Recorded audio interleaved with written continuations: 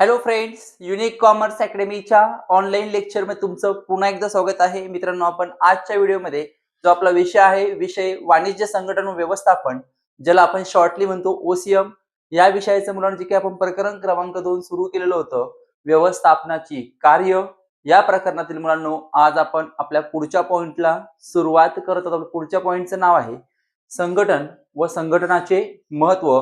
मुलांनो, आपण आजच्या व्हिडिओमध्ये क्लिअर करणार आहोत, पण त्याआधी मुलांनो तुम्हाला एक छोटीशी विनंती आहे. तुम्ही जर चॅनलला नवीन असाल तर चॅनलला सबस्क्राईब करायला विसरू नका, बेल आयकॉनला प्रेस करायला विसरू नका, जेणेकरून येणाऱ्या व्हिडिओची नोटिफिकेशन तुम्हाला आधी बघता येईल. तुमची जर्नी 11वी पासून तर एम.कॉम पर्यंत अशीच सुरू राहणार आहे. आणि मुलांनो, आपण मागील व्हिडिओमध्ये आपलं जे व्यवस्थापनाचं प्रथम कार्य होतं नियोजन व नियोजनाचे महत्त्व आपण समजून घेतलं होतं. तो व्हिडिओ तुम्ही बघितला नसेल तर त्या व्हिडिओची लिंक तुम्हाला ह्या व्हिडिओच्या डिस्क्रिप्शन बॉक्समध्ये दिली जाणार आहे.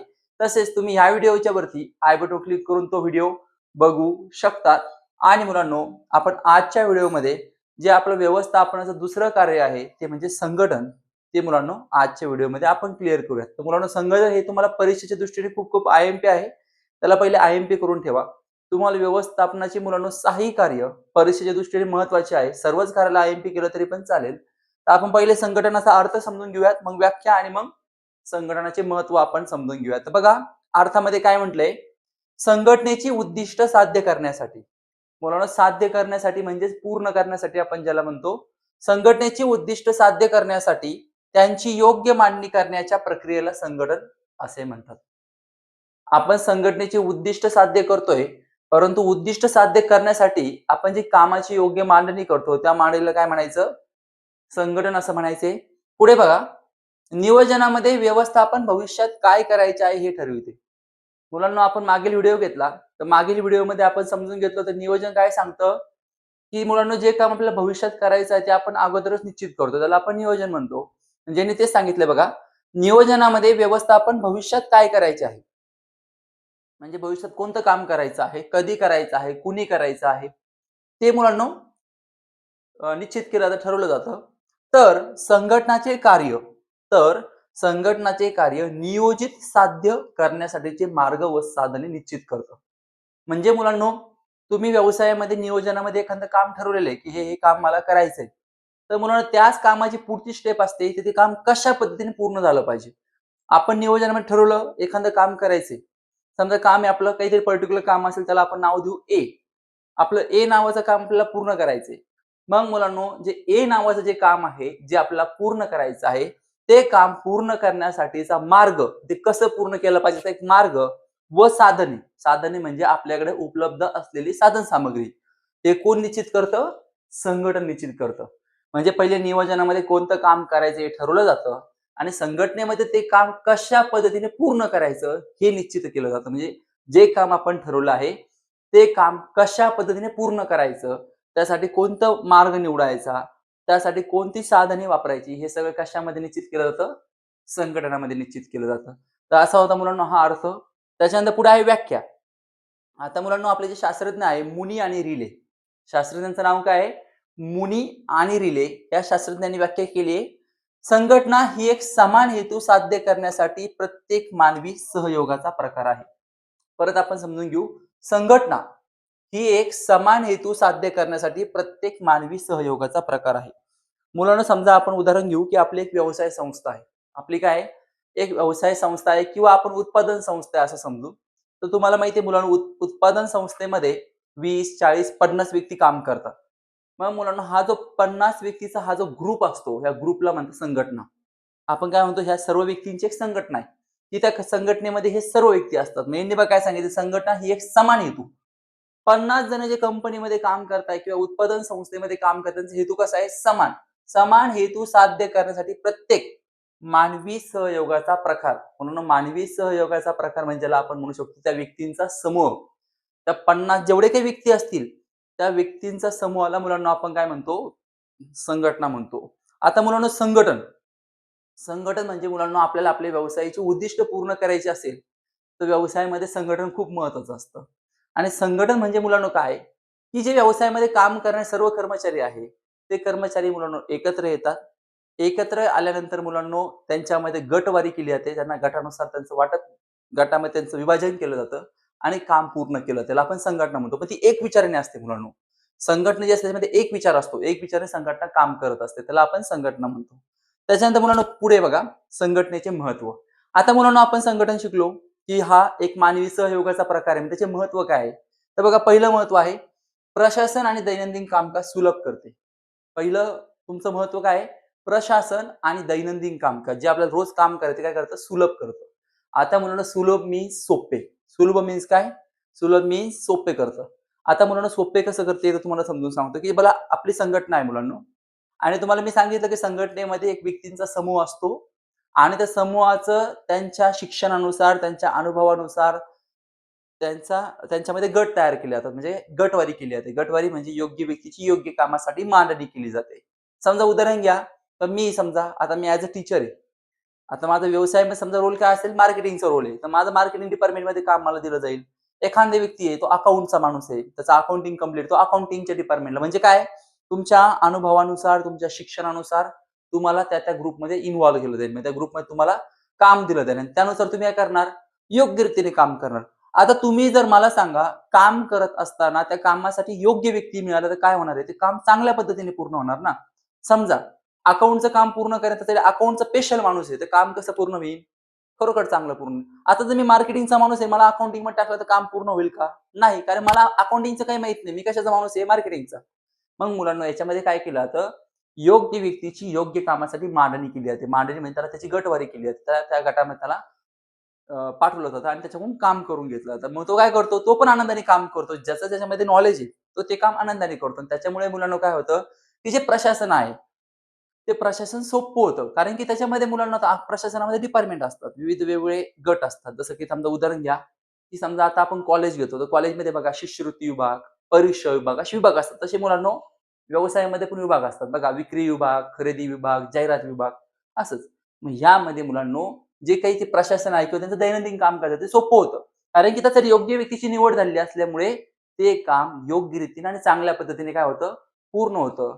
म्हणून प्रशासन आणि दैनंदिन कामकाज सुलभ करते. हे एक मुलांनो संघटनेचं महत्त्व आहे. 2 नंबर आहे मुलांनो विशेषीकरण. 2 नंबर काय आहे मुलांनो विशेषीकरण. जसं मुलांना मी तुम्हाला आता सांगितलं, की योग्य व्यक्तीची योग्य कामासाठी नेमणूक केली जाते. संघटनेमध्ये मुलांनो ज्या व्यक्तीची पात्रता आहे, त्या व्यक्तीची पात्रता, त्या व्यक्तीचं शिक्षण, त्या व्यक्तीचा अनुभव आणि त्या व्यक्तीचं कामामधलं असलेलं स्किल त्याच्या आधारावर मुलांनो त्या व्यक्तीला काम दिलं जातं. आता मुलांनो त्या व्यक्तीला काम दिलं, तो व्यक्ती अधिकाधिक चांगल्या पद्धतीने काम करेल. काय करेल?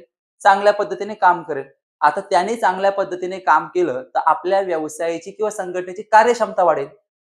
आणि व्यवसायाची किंवा संघटनेची जर कार्यक्षमता वाढली, तर आपण म्हणतो ना विशेष काहीतरी आहे. त्याच्यामध्ये काय घडून दिसेल? घडून येईल विशेषीकरण घडून येईल. कारण त्याच्यामुळे मुलांनो संघटनेमध्ये संघटना चांगली होणार आहे.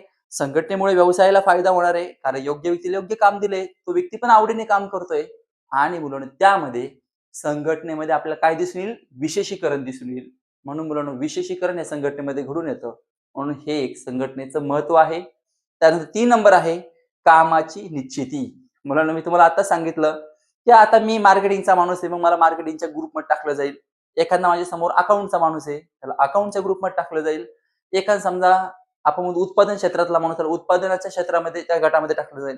म्हणजे मुलांनो शिक्षणानुसार, त्याच्या अनुभवानुसार त्याचं काय केलं जातं, त्या गटामध्ये वर्गीकरण केलं. त्यानुसार त्याला कामाचं वाटप केलं जातं. त्यानुसार त्याची कामाची निश्चिती केली जाते. आणि मुलांनो मला सांगा, तुमच्या नॉलेजप्रमाणे तुम्ही घेतलेल्या ज्ञानाप्रमाणे जर तुम्हाला काम मिळालं, आपण आवडीने काम करू. 100% आपण आवडीने काम करू. आपल्याला त्या क्षेत्रामध्ये आवड असणार आहे. का? आपण ते शिक्षण घेतलेलं आहे. आपण त्यात आवडीने काम करू. म्हणजे मुलांनो संघटनेमध्ये तुमच्या पात्रतेनुसार तुम्हाला काम दिलं जातं. त्या ग्रुपमध्ये तुम्हाला पाठवलं जातं. म्हणजे याच्यामध्ये काय तुमच्या कामाची निश्चित केली जाते. आता मला मार्केटिंगचं काम दिलं, तर मी कोणतंच काम करेल? स्पेशल मार्केटिंगचं काम करेल. कोणतं काम करेल? मार्केटिंगचं. कारण माझं नॉलेज माझ्यामध्ये कोणतं नॉलेज आहे? मार्केटिंगचं नॉलेज आहे. आता मुलांनो ज्या मोठ्या-मोठ्या कंपन्या असतात किंवा उत्पादन संस्था असतात किंवा व्यवसाय असतात त्याच्यामध्ये असं असतं मुलांनो. वेगवेगळे गट तयार केलेले असतात. गट म्हणजे आपण ज्याला डिपार्टमेंट्स म्हणतो. त्या डिपार्टमेंटमध्ये त्या फील्डची, त्या शिक्षण घेतलेली व्यक्ती कधी काम करत असते. आणि त्याने काय होतं मुलांनो कामाची निश्चिती म्हणजे कोणतं काम मला फिक्स करायचं हे मला त्याच्यामध्ये कशामुळे समजतं? संघटनेमुळे समजतं. कारण संघटनेमध्ये काय केलं जातं? गट केले जातात आणि त्याच्यामुळे मला ते काम जे काम करायचं ते सोपं होतं. म्हणून मुलांनो कामाची निश्चिती हे एक संघटनेचं महत्त्व आहे. त्यानंतर 4 नंबर आहे अधिकार आणि जबाबदारीचे स्पष्टीकरण. अधिकार आणि जबाबदारीचे स्पष्टीकरण. आता मुलांनो मला कामाचं वाटप केलेलं आहे. माझी मांडणी केलेली. मला ग्रुप दिलेला आहे, की तुम्ही हे काम करायचं. बरोबर? संघटनेमध्ये मला ग्रुप दिला. मग ग्रुप दिल्यानंतर मुलांनो माझी जबाबदारी आहे, की ते काम मी पूर्ण केलं पाहिजे. ती माझ्यावर जबाबदारी. काय जबाबदारी? मला अधिकार दिले. समजा उदाहरण द्या. मला समजा असं समजा, की मी मार्केटिंगचा माणूस आहे. माझं मार्केटिंगमध्ये नॉलेज आहे आणि मला मार्केटिंगचं हेड बनवलं. काय बनवलं? मार्केटिंगचा मॅनेजर. तुमच्या भाषेमध्ये आपण मॅनेजर म्हणू. मग आता मला मार्केटिंगचा मॅनेजर बनवल्यानंतर माझं काम काय आहे? तो माझा अधिकार आहे, की माझ्या जे ग्रुपमध्ये जे व्यक्ती आहेत त्यांच्याकडून काम करून घेणे. मी त्यांना अधिकाराने सांगणार, हे काम करा, ते काम करा. पण त्यांच्याकडून काम करून घेणे आणि मी सुद्धा ते काम वेळेत पूर्ण करणे ही माझी काय बनते? जबाबदारी बनते. म्हणजे मुलांनो संघटनेमध्ये काम करणाऱ्या व्यक्तीला जे काम आहे, ते काम आणि त्याला दिलेले जे अधिकार आहेत, त्या अधिकाराच्या आधारावर त्याने काम करून घेणे ही त्याची काय आहे? जबाबदारी आहे. म्हणजे तुम्हाला तुमचे अधिकार आणि तुमची जबाबदारी सुद्धा याच्यामध्ये समजते. कशामुळे समजते? संघटनेमुळे समजते आणि संघटनेमध्ये तुम्हाला कामाचं वाटप केलेलं आहे. तुम्हाला योग्य ठिकाणी तुमची नेमणूक केलेली आहे. मग तुमची जबाबदारी बनते ते काम योग्य रीतीने पूर्ण करणं आणि तुमची ती जबाबदारी आहे योग्य रीतीने काम करून घेणं. तुम्हाला त्याचं स्पष्टीकरण होतं. म्हणजे अधिकार आणि जबाबदारीचे स्पष्टीकरण हे एक संघटनेचं महत्व आहे. त्यानंतर 5 नंबर आहे समन्वय. 5 नंबर काय आहे मुलांनो? समन्वय. आता तुम्हाला माहिती आहे मुलांनो समन्वय ही कन्सेप्ट सेपरेट पण आपल्याला आहे. तरी पण मी तुम्हाला सांगतो, की मुलांनो काय होतं, की बघा व्यवसायामध्ये वेगवेगळ्या प्रकारचे गट असतात. जसं मी तुम्हाला विभाग सांगितले, खरेदी विभाग, विक्री विभाग, वेगवेगळ्या प्रकारचे विभाग असतात. तर मुलांनो संघटनेमुळे होतं काय? संघटनेमुळे जे इतर विभागातील जे लोक असतील, समजा आता खरेदी विभाग असेल, विक्री विभाग असेल, हा वेगवेगळे विभाग आहे. हे दोन्ही विभाग वेगवेगळे आहेत. परंतु मग दोन्ही विभागातील जे काम करणारे कर्मचारी आहे, त्या कर्मचाऱ्यामध्ये कोणत्याही प्रकारचे वाद होत नाही. त्यांच्यामध्ये समन्वय साधला जातो.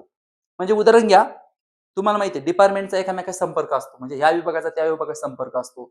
मग समजा मी कॉन्टॅक्ट केला त्या विभागाला, त्या विभाग पण मला माहिती देतं आणि मी पण त्यांना माहिती देतो. समजा असं एखादं काम असेल, आमचं विभागांतर्गत काम असेल, तर त्याच्यामध्ये मुलांनो आमच्यामध्ये कोणत्याही प्रकारचे कर्मचाऱ्यामध्ये वाद होत नाही संघटनेमुळे. संघटनेमुळे सगळ्याकडे एक ध्येय आहे. सगळ्यांचं ध्येय काय आहे? एक. मग ते ध्येय साध्य करण्यासाठी आपण संघटना तयार केली ना.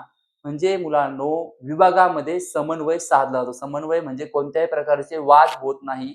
त्यांच्यामध्ये वाद होऊ नये यासाठी काय केलं जातं? समन्वय. म्हणजे त्यांना आपण जे म्हणतो, की वेळोवेळी मार्गदर्शन केलं जातं आणि त्यांच्यामध्ये आपण जे म्हणतो, की एक चांगली भावना, काम करण्याची भावना किंवा आनंदाची भावना तयार केली जाते. त्यांचे संबंध आपण जसे की म्हणतो, की त्यांचे कौटुंबिक संबंध तयार होतात. मुलांना संघटना म्हणजे कौटुंबिक संबंधच असतं. एक प्रकारचं कुटुंबच असतं. संघटना म्हणजे एक प्रकारचं कुटुंबच आहे. मग हे कुटुंब कायम कसं राहावं? घट्ट राहावं. या कुटुंबाचे एक नातेसंबंध आहे. ते नाते घट्ट राहावे याचा विचार कोण करतं? संघटना करते. संघटनेच्या अंतर्गत एक त्या पर्टिक्युलर व्यवसायाचं किंवा त्या संघटनेचं एक नातं तयार होतं आणि त्याच्यामध्ये मुलांनो समन्वय साधला जातो. म्हणून समन्वय हे एक संघटनेचं महत्व आहे.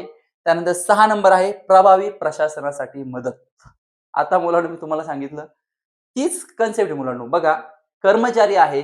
कर्मचाऱ्याचं योग्य कामासाठी निवड केली, त्याच्या पात्रतेनुसार कामाचं वाटप केलं, तर मुलांनो तुम्हाला माहिती आहे प्रशासन अधिक प्रभावी होणार आहे. कारण की योग्य कामासाठी योग्य व्यक्तीची नेमणूक झालेली पहिली म्हणजे. त्याच्यामुळे काय होणार आहे? प्रभावी म्हणजे आपण ज्याला चांगलं म्हणतो. त्याच्यामुळे मुलांनो प्रशासन चांगलं होईल. प्रशासनामधलं काम गतिमान होईल. म्हणजे अधिक लवकरात लवकर कामं पूर्ण होतील. कारण की व्यक्ती तेवढं चांगलं काम करतील आणि त्याच्यामुळे व्यक्तीलाही समाधान मिळेल आणि आपलं जे काही संघटनेचं उद्दिष्ट आहे, काय उद्दिष्ट आहे? समजा आपलं उद्दिष्ट काय असतं, की नफा मिळवणे किंवा आपला व्यवसाय पुढे नेणे. ते उद्दिष्ट पण काय होणार आहे मुलांनो? साध्य होणार आहे. म्हणून मुलांनो संघटन कायम कशासाठी मदत करत असतं? प्रभावी प्रशासनासाठी संघटनेची खूप मदत होते. कारण संघटन एकमताने चालत असतं. संघटनेमध्ये एक मत असतं आणि ते एक मत आपल्या व्यवसायाला, आपल्या संघटनेला, प्रशासनाला पुढे घेऊन जात असतं. म्हणून प्रभावी प्रशासनासाठी संघटन कायम मदत करत असतं. ते एक महत्व आहे. 7 नंबर आहे वाढ आणि विविधतेसाठी उपयुक्त. वाढ आणि विविधतेसाठी उपयुक्त. आता वाढ म्हणजे म्हणून संघटन वाढ. आता समजा आपल्या संघटनेमध्ये 20 व्यक्ती आणि संघटन जर खूप चांगलं असेल, तुम्हाला माहिती आहे संघटना वाढत जाते बघा. आता कोणतं पण एखादं मंडळ असतं बघा, आपल्या गावामध्ये वगैरे. ते मंडळ आपण काय म्हणतो, ही संघटना आहे. त्या संघटनेमध्ये चांगलं काम चाललं, संघटनेमध्ये अनेक व्यक्ती येतात बघा, युवक येतात, ती संघटना मोठी होते. तसंच मुलांनी व्यवसायामध्ये पण आहे. तर योग्य व्यक्तीची योग्य कामासाठी नेमणूक केली, त्याचा गटमध्ये त्याला ते काम दिलं गेलं. त्याच्यामुळे काय होतं, त्याचं काम तो अधिक कार्यक्षमपणे पूर्ण करतो. त्याच्यामुळे कर्मचाऱ्याची कार्यक्षमता वाढते व्यवसायाची उद्दिष्ट पूर्ण व्हायला लागतात आणि व्यवसायाची उद्दिष्टे पूर्ण व्हायला लागली म्हटलं की संघटना ऑटोमॅटिक वाढीस लागते. कारण तुम्हाला माहिती आहे व्यवसाय आपला मोठा मोठा करायचा असतो, कर्मचाऱ्यांची त्याच्यामध्ये भरती होत असते आणि त्याच्यामधून तुमची संघटना वाढीस लागते आणि संघटना वाढीस लागली म्हणलं विविधता जी आहे काही नवीन नवीन संघटनेमध्ये आता प्रत्येक बघा अनेक असे कर्मचारी असतात त्यांच्यामध्ये नवनवीन गुण असतात. काही नवनिर्मिती क्षमते करण्याचा प्रयत्न करतात. आणि मुलांनो, जर आपली संघटनेमध्ये काम चांगल्या पद्धतीने होतं, संघटनेची जर आपलं ध्येय पूर्ण होण्याकडे जात असेल, तर त्याने काय होतं, आपण विविध नवीन-नवीन उपक्रम राबवण्याचा प्रयत्न करतो आणि विविधता तयार होते. त्याच्यामध्ये एक नवीन काहीतरी नवनिर्मित जे काही आपण करण्याचा प्रयत्न करत असतो आणि त्याचा फायदा आपल्या संघटनेला आणि व्यवसायाला होतो. म्हणून वाढ आणि विविधतेसाठी संघटना खूप काय असते, उपयुक्त असते म्हणजे गरजेची असते. त्यानंतर 8 नंबर आहे सुरक्षिततेची भावना निर्माण करते. आता सुरक्षितता मुलांनो काय असते? एक जनरली उदाहरण घ्या, की आज मी कर्मचारी आहे एखाद्या कंपनीचा, समजा टाटा कंपनी. आपला बिझनेस काय आहे? टाटा कंपनी. आणि मी टाटा कंपनी समजा एम्प्लॉयी आहे किंवा कर्मचारी आहे. तर मुलांनो मला भीती असते कंपनी मला काढून टाकलं तर. मला भीती काय असते? कंपनीने मला काढून कधी पण कंपनी मला काढून टाकेल. माझ्या माझ्या मनामध्ये ती भीती असते. पण मुलांनो मला सांगा, माझी संघटनेमध्ये योग्य कामासाठी निवड झालेली आहे. माझी संघटनेमध्ये एका योग्य गटामध्ये मी काम करतोय आणि मी संघटनेमध्ये चांगलं काम करतोय, कार्यक्षम काम करतोय. त्याच्यामुळे मुलांनो काय होणार आहे? संघटनेमध्ये त्याचा फायदा संघटनेला आणि व्यवसायाला होणार आहे. मग संघटनेला आणि व्यवसायाला जर त्याचा फायदा झाला, तर संघटनेमध्ये मुलांनो आपण कायमस्वरूपी काम करू शकतो. आनंदाने काम करू शकतो. म्हणजेच मुलांनो, आपल्याला जर संघटनेकडून असा विश्वास मिळाला, की आता आपण संघटनेमध्ये ह्या पर्टिक्युलर व्यवसायामध्ये आता आपण कायम कर्मचारी आहोत. तर त्यामुळे काय होतं, की आपल्यामध्ये मला कंपनी कधीच कामावून काढून टाकणार नाही. मी कंपनीमध्येच काम करेल, अशी भावना तयार होते. म्हणजे सुरक्षिततेची भावना तयार होते. मी सेफ आहे. मी काय आहे सेफ म्हणजे मी ह्याच कंपनीत काम करणार आहे. एक सुरक्षिततेची भावना माझ्यामध्ये कशामुळे निर्माण होते मुलांनो? संघटनेमुळे निर्माण होते. या भावनेमुळे मुलांनो मी म्हणजे अजून आनंदाने काम करतो आणि मी अजून आनंदाने काम केलं, तर माझ्या कामाची कार्यक्षमता सुद्धा काय होते? वाढीस लागते. म्हणून सुरक्षिततेची भावना संघटनामध्ये निर्माण केली जाते. 9 नंबर आहे मुलांनो नवीन उपक्रमांना वाव. वाव म्हणजे मुलांनो आपण त्याला जनरली चालना म्हणू शकतो. नवीन उपक्रम घेणे असंही म्हणू शकतो. आता मुलांनो बघा व्यवसाय आणि व्यवसायामध्ये जर तुमच्या व्यवसायाची ध्येय किंवा संघटनेची ध्येय जर साध्य करायची असेल, तुम्हाला नवीन-नवीन उपक्रम व्यवसायामध्ये आणले गेले पाहिजे. पण मुलं संघटनेमध्ये तुम्ही पाहिलं, योग्य काम आणि योग्य व्यक्ती हे संघटनेमध्ये आहे, की संघटनेमध्ये काय केलं जातं, व्यक्तीच्या पात्रतेनुसार त्याची त्या कामासाठी निवड केली जाते. आणि मुलांनो, ती जर निवड केली गेली, तर मुलांनो ती योग्य व्यक्ती त्या कामामध्ये काहीतरी रिसर्च करते. काय करते? रिसर्च, संशोधन करते. आणि त्या व्यक्तीने संशोधन केल्यानंतर काय होतं, त्या व्यक्तीला नवीन-नवीन आयडिया डोक्यात येतात, की हे केलं पाहिजे, ते केलं पाहिजे, हे केलं म्हणजे संघटना मोठी होईल, ते केलं म्हणजे संघटना मोठी होईल. मग मुलांनो, कर्मचारी व्यवसायामध्ये किंवा संघटनेमध्ये नवनवीन उपक्रम राबवत असतात आणि त्या नवनवीन उपक्रमांना संघटनेमुळे काय होतं, वाव मिळतो. म्हणजे राबवले जातात. का? संघटनेमध्ये काय केलेलं आहे मुलांनो, एक विश्वास, एक कसं काम करायचं किंवा आपण म्हणू शकतो, की योग्य कामासाठी योग्य व्यक्तीची नेमणूक केली. त्याच्यामुळे मुलांनो काय होतं, नवीन उपक्रमांना वाव मिळतो. 10 नंबर आहे संसाधनाचा पर्याप्त वापर. आता मुलांनो तुम्हाला माहीत आहे, संघटनेमध्ये योग्य व्यक्तीची निवड केल्यानंतर त्या व्यक्तीला जाणीव असते. कशाची जाणीव असते, की एखादं उत्पादन आपल्याला घ्यायचं त्याला किती साहित्य लागणार आहे. अति साहित्य तो वापर करणार नाही. तो योग्य वापर करणार आहे. त्याला माहिती आहे. त्याचं ध्येय काय आहे? संघटना मोठी करायची. मग तो काय करेल मुलांनो, कमीत कमी साधनाचा वापर करून जास्तीत जास्त महत्तम फायदा मिळवण्याचा प्रयत्न करेल. म्हणजे योग्य जेवढं पाहिजे तेवढंच, अति नाही. अति केलं म्हणजे तुम्हाला माहिती आहे काय होतं? प्रॉब्लेमच होतो. मग मुलांनो, ह्या संघटनेमध्ये जो व्यक्ती काम करतो, त्याची योग्य कामासाठी नेमणूक होते. त्याच्या आधारावर मुलांनो तो व्यक्ती आपल्याकडे उपलब्ध असलेल्या साधन सामग्रीचा योग्य वापर करतो. म्हणजे जेवढं पाहिजे तेवढं साधन सामग्रीचा वापर करतो. योग्य वापराला मुलांनो आपण आपल्या भाषेमध्ये काय म्हणतो? पर्याप्त वापर करतो. आणि तो कशामुळे शक्य होतो? तो फक्त आणि फक्त संघटनेमुळे मुलांनो संसाधनाचा पर्याप्त मीन्स योग्य वापर करणे शक्य होते आणि संघटनेची उद्दिष्ट प्लस व्यवसायाची उद्दिष्ट साध्य करणे आपल्याला संघटनेमुळे मुलांनो त्याची उद्दिष्ट साध्य करण्यास मदत होते. अशा पद्धतीने मुलांनो आपले संघटनेचे महत्त्व म्हणजे संघटना अर्थव्याख्या व महत्त्व हे आपण समजून घेतले. तुम्हाला व्हिडिओबद्दल काही शंका असेल तर कमेंट बॉक्समध्ये कमेंट करायला विसरू नका. Thank you.